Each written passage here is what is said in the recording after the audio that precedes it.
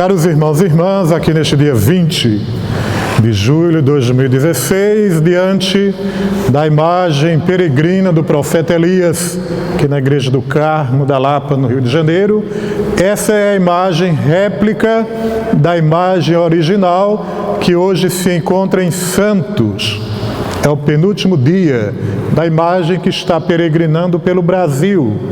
Amanhã ela sai de Santos e vai para a Grande São Paulo, Sapupemba.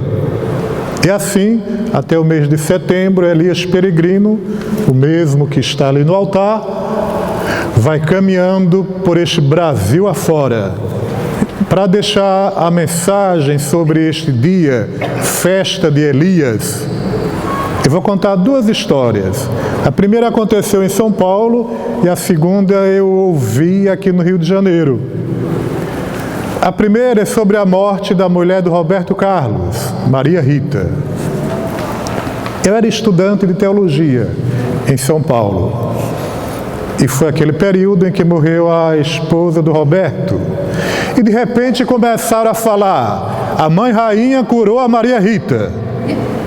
A oração da Mãe Rainha. E lá no interior de São Paulo, onde tem o Santuário Nacional, dizem as irmãs que foi um congestionamento nos correios de cartas de pessoas pedindo a oração que curou o câncer da Maria Rita. E todos os jornais de São Paulo começaram a publicar aquela oraçãozinha lá da Mãe Rainha. Aí, de repente, Maria Rita morreu. E agora, apenas um parênteses, vocês lembram de alguma música religiosa que o Roberto Carlos fez depois que a Maria Rita morreu? Acho que não fez mais nenhuma. E ele tem muitas músicas bonitas, não é? E depois que Maria Rita morreu, parece que não saiu mais música religiosa. A gente espera que apareçam algumas, não é? Apenas esse detalhe, música religiosa que eu estou falando. Só sei que, de repente, a Mãe Rainha que curou Roberto Carlos, a mãe do Roberto, a esposa, de repente a esposa morre. Uma outra história aconteceu esses dias.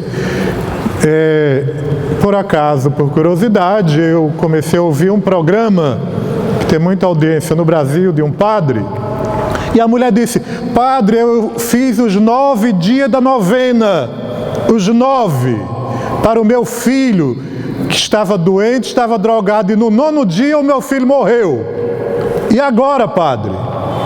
Aí o padre pediu os comerciais na rádio. Aí depois voltou, o padre ficou desmoronado, coitado.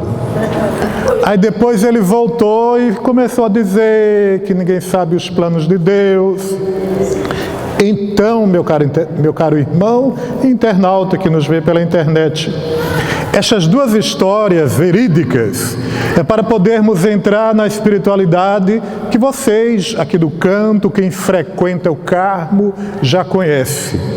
Que é uma espiritualidade não mágica, é uma espiritualidade do consumir-se, da presença amorosa de Deus. É uma espiritualidade desse Deus que pode tudo, mas ao mesmo tempo não pode nada. Ou seja, Ele precisa de toda a nossa vida, a inteligência, a nossa força para agir. E assim, Ele precisou de Elias para denunciar o rei Acabe, para enfrentar Jezabel, para defender o agricultor Nabote. E, enfim, Deus precisa da nossa força, inteligência e disposição. Não é um Deus Harry Potter que tem a varinha mágica resolvendo tudo. Porque de repente vem esse Deus do vazio de Elias. O que é que você está fazendo aqui, Elias? Está lá embaixo da árvore do junípero, sozinho, entre a vida e a morte. O que você faz aqui, Elias? Eu me consumo pelo Senhor Deus. E às vezes a gente tem dificuldade em perceber, viver e trazer na nossa vida este Deus do vazio, da humildade e às vezes do nada. Eu tenho uma amiga lá de Salvador, já visitou o nosso convento, e ela disse: como é que vocês, frades, aguentam morar nesse convento? Nesses corredores escuros, neste silêncio? Como é que vocês aguentam morarem assim sozinhos? É porque ainda não entrou nessa espiritualidade própria do Carmelo. A mesma pergunta a gente pode fazer para essas mulheres que moram aqui e espalhadas pelo mundo, as monjas carmelitas. Como é que aquelas mulheres vivem atrás das grades, sozinhas, trabalhando e rezando? As pessoas não compreendem, porque hoje, repito o que eu falei do início da oração da esposa do Roberto e desta mãe, que rezou e o filho morreu, é que a gente tem essa relação de religião que resolve, religião farmácia, hospital, clínica. Mas nós hoje, no dia do profeta Elias, acreditando no Deus do Zelo Zelatsum, Prodomino Exercitum, eu me consumo pelo Senhor Deus dos Exércitos, é esse Deus que nos acompanha, é esse Deus que nos faz crescer e ser. Ah, Frei, mas naquela igreja eu já vi um monte de gente caindo. O padre passou e aquele povo tudo caiu no chão, Frei.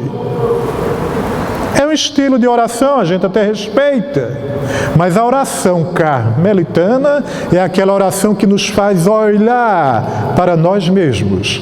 Eu me consumo de zelo pelo Senhor Deus. Assim, Santa Teresinha, no coração da igreja, serei o amor. Santa Teresa d'Ávila, Deus está entre as panelas. São João da Cruz, no final da vida, seremos julgados pelo amor. Frei Tito Brandsman, um beato jornalista carmelita, oração é vida e não um oásis no deserto. Então, nessa igreja carmelitana, vocês que aqui estão, quem nos acompanha pela internet, que possamos aos poucos entrar nessa espiritualidade do esvaziar-se, nessa espiritualidade da simplicidade. Frei, mas eu tenho um problema, eu vim rezar para o santo, Frei. Ele não vai resolver, não? Ele não é poderoso, então eu vou para casa, Frei. Deus sabe o que nós precisamos, como Ele soube e ajudou Elias quando não tinha nada para comer. Os corvos foram levar comida para o profeta, diz as Sagradas Escrituras, capítulo 17, versículo 6, 1 Reis. Deus nunca deixa os seus, Deus nunca abandona. Portanto, que a nossa oração seja esta oração eliana. E que esta simplicidade, ser muito alvoroço, ser muito balacobaco, fuzuê, muita queda, muito milagre, muitas bênçãos, mas essa oração silenciosa, a partir da nossa história, da nossa dor, da nossa angústia, do nosso vazio, nos faça, a exemplo de Elias, termos os pés no chão e dizer: aqui estou, Senhor. Sou pecador, sou pecadora. Tem momentos que até eu não acredito na Tua presença. Tem momentos que eu até duvido da minha fé. Sou miserável, como diz o salmista, mas aqui eu estou. Me aceita. Te sigo com a minha história, a minha miserabilidade, minha fé e minha descrença. Eu sou assim. Podemos dizer para o Senhor como Elias se apresentou. Por último, vem aqui, Dona Marlene. A Marlene é a idealizadora dessa trezena. É o 2º ano que nós estamos celebrando aqui. Por que, Marlene, você incentivou para podermos assim prestar o nosso culto a Elias, podermos rezar aqui no Carmo? Já que passamos 9 dias com Nossa Senhora do Carmo e aqui estamos. Sinceramente, eu sempre tive muita fé em Elias e eu achava um absurdo a província de Santo Elias não fazer nenhuma homenagem a Elias, até que eu convenci o Frei Petrônio. Muito bem, Marlene. Que Deus abençoe, viu? Amém. A família da Marlene é lá de São João del Rei, onde tem também a trezena de Santo Elias, muito tradicional, onde a gente sempre está presente, São João del Rei. Fiquemos de pé, voltemos o nosso olhar para o nosso bom Deus, através de Elias, e digamos: creio em Deus Pai Todo-Poderoso, em Jesus Cristo, seu único Filho, nosso Senhor, que foi concebido pelo poder do Espírito Santo, nasceu da Virgem Maria, padeceu sob Pôncio Pilatos, foi crucificado, morto e sepultado, desceu à mansão dos mortos, ressuscitou ao terceiro dia,